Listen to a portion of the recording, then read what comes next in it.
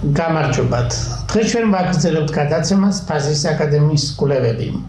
მე გახლავართ გია პაშილავა, გადაცემის ავტორი და წამყვანი. ფაზის აკადემიის პრეზიდენტი. ვირფასო ტელემაყურებლებო, დღეს ჩვენ გაჩვენებთ მასალას, ეს არის კვლევა სამი მეცნიერისა.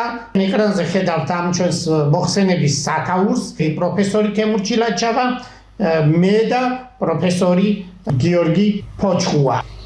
ამ თემასთან დაკავშირებით რიგით მესამე გადაცემაა. აი ეს მასალა, რომელიც ჩვენ გამოვიკვლიეთ რამდენიმე სხვადასხვა პერიოდი, როგორც მათემატიკურად ისე კომპიუტერულ და დღეს წარმოვადგენთ ამ მასალებს, კოლხური, ქართული და სვანური მოსახლეობის დინამიკის მათემატიკურ მოდელზე ვილაპარაკოთ. ზოგადად განვიხილეთ ჩვენ მათემატიკური მოდელი, რომელიც ძველი წელთაღრიცხვის მე-13 საუკუნიდან და მეორე ვარიანტი არის ძველი წელთაღრიცხვის მე-3 საუკუნიდან პირველ საუკუნემდე. ეს მეორე ვერსია განსხვავდება ცოტათით, რომელზეც ჩვენ შემდეგში გეტყვით. ამ პერიოდში ძველი წელთაღრიცხვის მე-10 საუკუნიდან მე-3 საუკუნის ჩათვლით კოლხური, ქართული, სვანურ მოსახლეობებს შორის არსებული კულტურული, ენობრივი გავლენებისა და ურთიერთზემოქმედების დინამიკაა გადმოცემული. აღნიშნული მოდელის საშუალებას გვაძლევს შევაფასოთ ამ ეთნოლინგვისტური ჯგუფების ისტორიული განვითარების პროცესები, მათი ენობრივი და დემოგრაფიული ტრანსფორმაციები.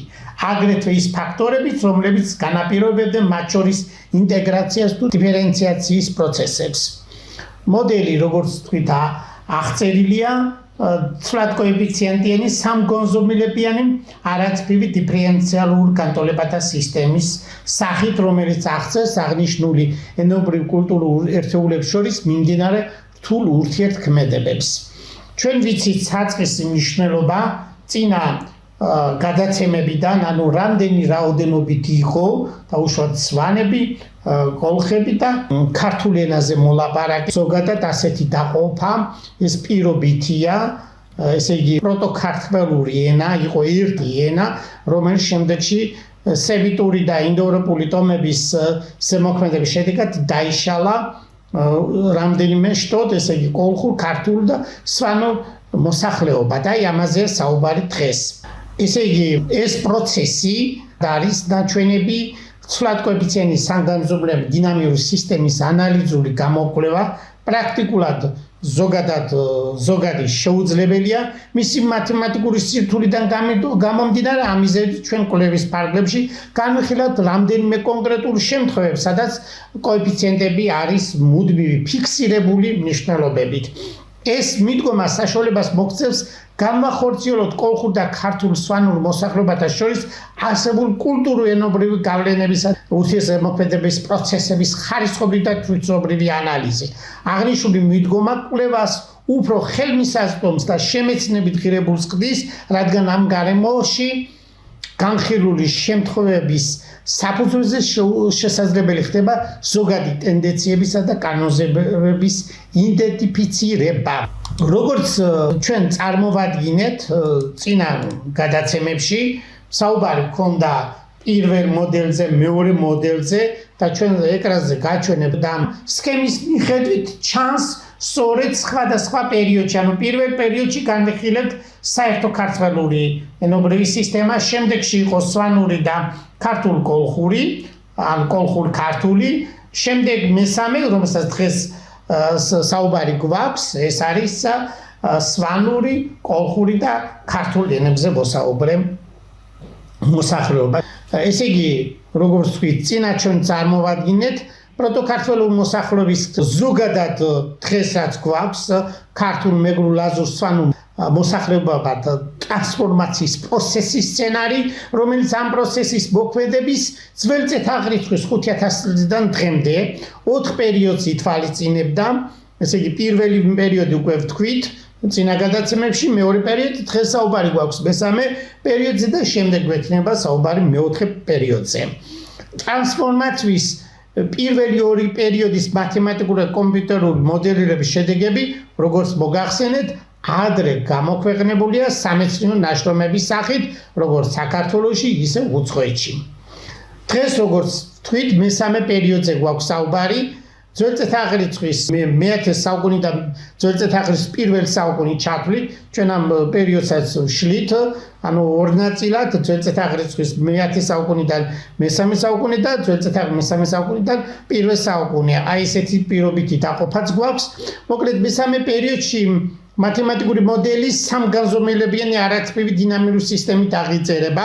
ამ დიფერენციალურ განტოლებათა სისტემისთვის მუდმივი კოეფიციენტის შემთხვევაში მიღებულია პირველი ინტეგრალები და დამტკიცებულია შესაბამისი 14 თეორემა ამ პერიოდის კვლევების შედეგად და თეორემები ესახება ქართულ კოლხურს, ანუ მოსახლეობების თანაცხოვრების შესახებ.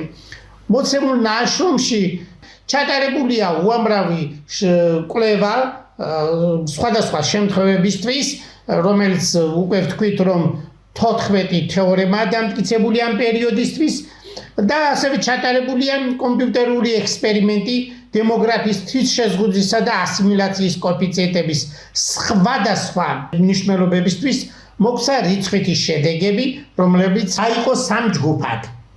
პროცესის განხილვის პერიოდში ძველი წელთაღრიცხვის მე-10 საუკუნიდან ძველი წელთაღრიცხვის პირველ საუკუნემდე კოლხური მოსახლეობა თავდაპირველად, როგორც გამოვიანგარიშეთ, 2 მილიონიდან 2,2 მილიონამდე გაიზარდა. შემდეგ კი 1,8-1,7 მილიონამდე შემცირდა. ამ დროს ქართული მოსახლეობა 1,5-დან 2-დან 2,07 მილიონამდე განუწყვეტლივ გაიზარდა. კოლხურ მოსახლეობას რაოდენობრივად გაუტოლდა ძველი წელთაღრიცხვის მე-3-მეორე საუკუნეებში, ხოლო სვანური მოსახლეობა ასიმილაციის შედეგად 0,3 მილიონიდან 0,24 მილიონამდე მუდამ კლებულობდა. ესეთი ჯგუფი. ეხლა ჩვენ ნახოთ მეორე ჯგუფი. კოლხური მოსახლეობა 2 მილიონიდან 1,7 მილიონამდე სულ მცირდებოდა. ქართული მოსახლეობა 1,5 მილიონიდან 2-დან 2,04 მილიონამდე მუდამ იზრდებოდა და კოლხურ მოსახლეობას რაოდენობრივად გაუტოლდა ძველი წელთაღრიცხვის მე-3 საუკუნეში. ხოლო სვანური მოსახლეობა ასიმილაციის შედეგად 0,3 მილიონიდან 0,23 მილიონამდე მუდამ კლებულობდა. მესამე ჯგუფი, ეს არის კოლხური მოსახლეობა, 2 მილიონიდან 2,18 მილიონამდე სულ იზრდებოდა, ქართული მოსახლეობა 1,5 მილიონიდან 2,4-დან 2,45 მილიონამდე მუდამ სწრაფად იზრდებოდა და კოლხურ მოსახლეობას გაუტოლდა ძველი წელთაღრიცხვის მე-4-მე საუკუნეში.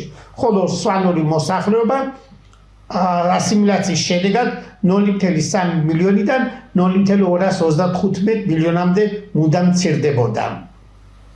ეს არის კომპიუტერული ექსპერიმენტით მიღებული შედეგი, ძალიან საინტერესოა და ეს არის მნიშვნელოვანი ფაქტობრივი მასალა საქართველოს ისტორიისთვის, რომ ჩვენ გავიაზროთ ჩვენი წინაპრების დემოგრაფიული მონაცემები და გავიაზროთ იმის ხრივ, რომ ქართველოლოგიას აქვს ახალი კვლევის მიმართულება, მათემატიკური მოდელების გამოყენების საშუალებით და აქვე ჩართულია, როგორც ვთქვით, კომპიუტერული მოდელირება და ეს გვაძლევს საინტერესო შედეგებს.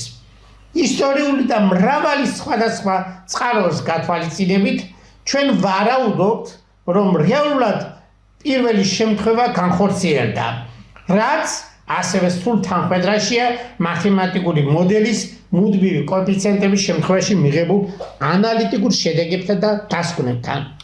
მოკლედ ახლა გავიაზროთ, ესე იგი განვიხილოთ, როგორც ისტორიული წყაროები, ასევე მათემატიკური მოდელი და შემდეგ არის კომპიუტერული ექსპერიმენტი.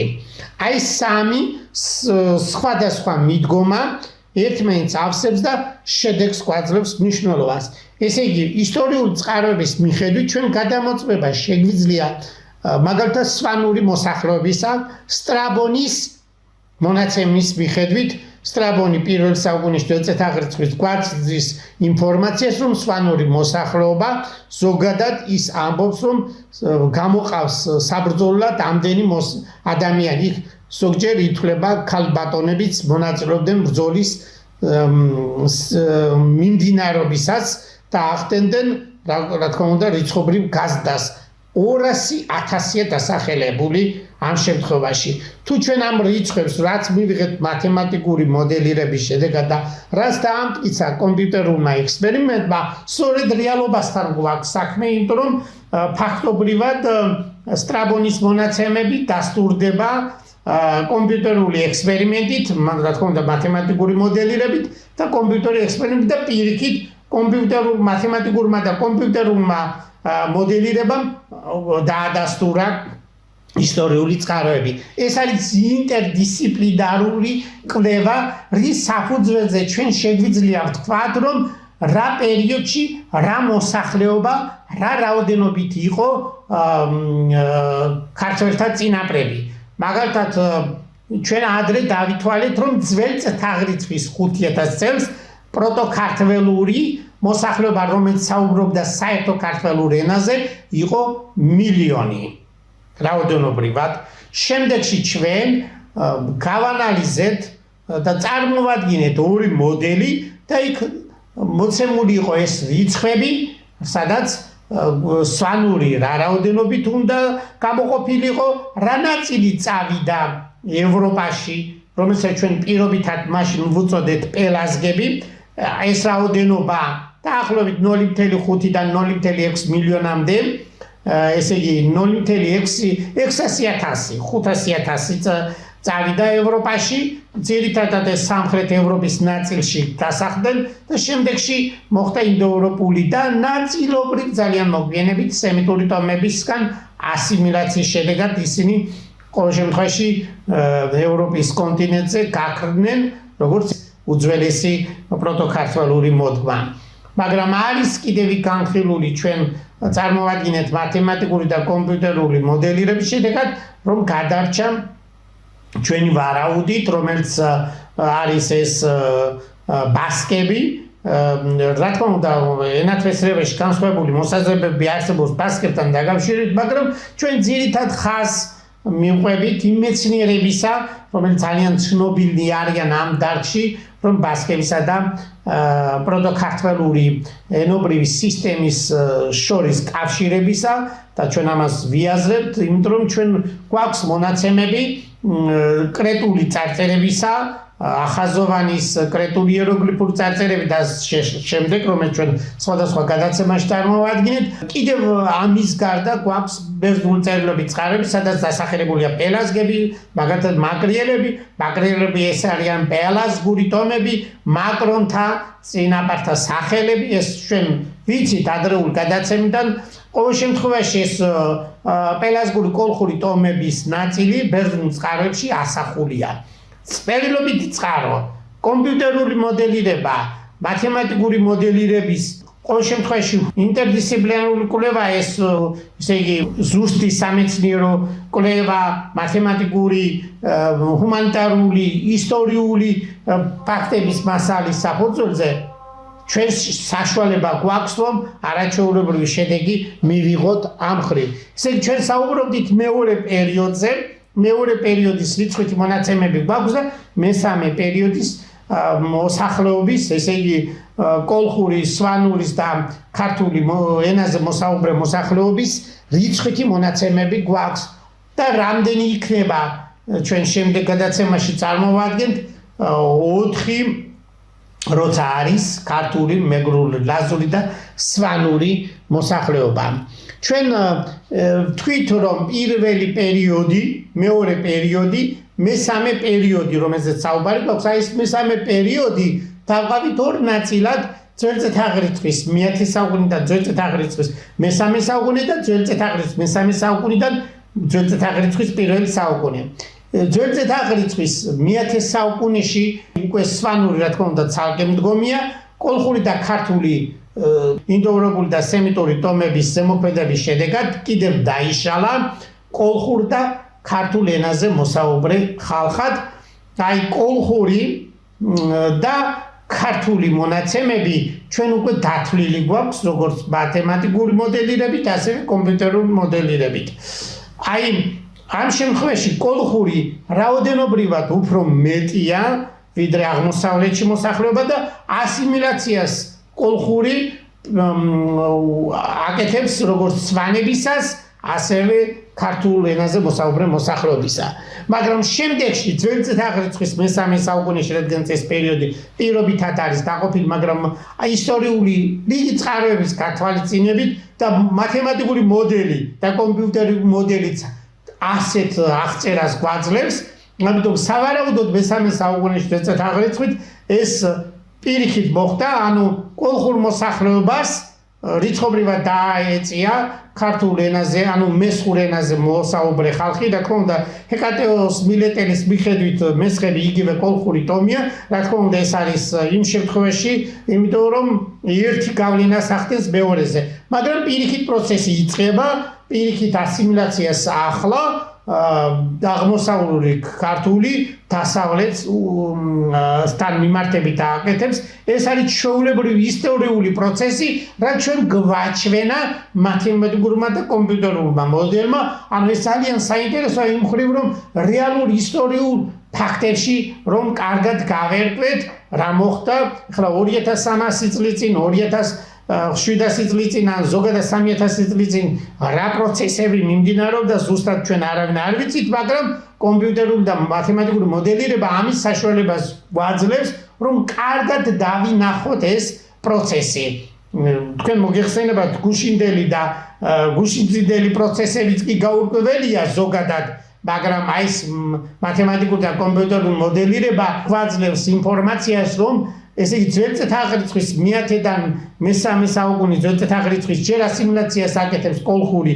ქართული ენაზე მოსაუბრე და ასევე სვანური ენაზე მოსაუბრე ხოლო მეორე პერიოდში ანუ ამ დაყოფის შედეგად ძველი წელიწადის მე-3 საუკუნე და პირველ საუკუნეში და ალბათ აქეთ კიდევ რომელიც ჩვენ შემდეგ გადაცემაში გვაქვს საუბარი ამ თემაზე გვექნება რა თქმა უნდა ასიმილაციას ქართულენოვანი მოსახლეობა უკეთებს როგორც სვანებს, ასევე კოლხურ მოსახლეობას. აი ეს არის რაზეც ჩვენ გვაქვს წარმოდგენა სრული როგორც წერილობითი წყაროების მიხედვით და ასევე მათემატიკური და კომპიუტერული მოდელის მიხედვით.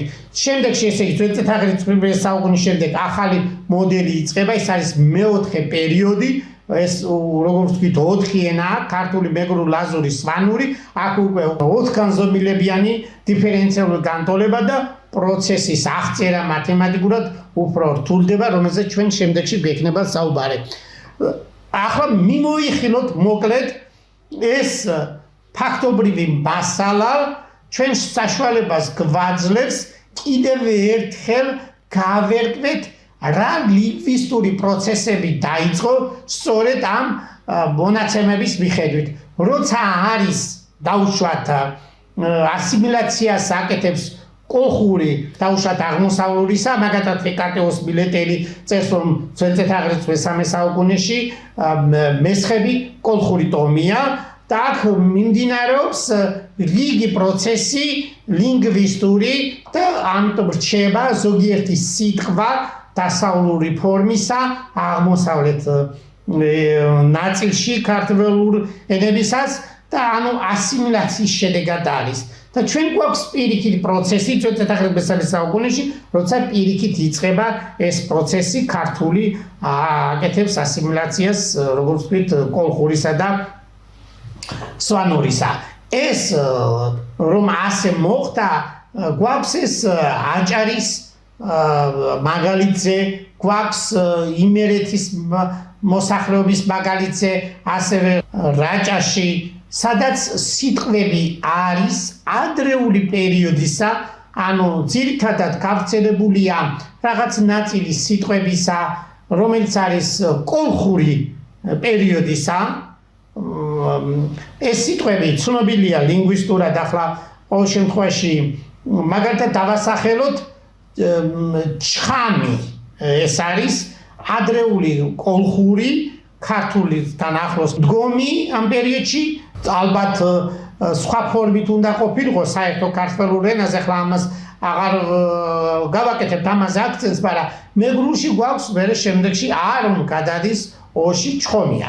აი ეს პროცესი სწორედ ამის მაჩვენებელია, ჩვენ რიცხობრივადაც გვაქვს მონაცემები ეტიმოლოგიის ლექსიკონები და რამდენია სიტყვები ქართულსა და მეგრულის მიმართებით, მეგრულსა და ლაზურის მიმართებით, მეგრულსა და სვანურთან მიმართებით და სწორედ ეს მონაცემები გვაძლევს საშუალებას, რომ სვანურთან მიმართებით უფრო ნაკლებია, იმიტომ რომ სვანური ადრე იშლება საერთო ქართული ენობრივი სისტემიდან გამოიყოფა, ხოლო ქართული მეგრული და ლაზური შესაბამისად უფრო ახლოს არის და უფრო ახლოს არის მეგრული და ლაზური ეს მონაცემებიც ეტიმოლოგიის ლექსიკონიდან გვაქვს და სწორედ ამას წარმოგვიდგენს ამ ხედვას მათემატიკური და კომპიუტერული მოდელირება. კიდევ ერთხელ ვიმეორებთ, რომ ეს მოდელები შექმნილია პროფესორ თემურ ჩილაჩავას იდეით მათემატიკური და კომპიუტერულ მოდელირებაში ძალიან დიდი შრომა ჩადო პროფესორმა გიორგი ფოჩხუამ და ჩვენი ეს კვლევა, რომელიც არის პროტოქართველური ენის სისტემატიზებული დაყოფის თაობაზე, ჩვენ კვლევები გვაქვს და ამიტომ სამმა მეცნიერმა ერთად ძალიან მნიშვნელოვანი ნაშრომი შევქენით 4-ვე პერიოდისა.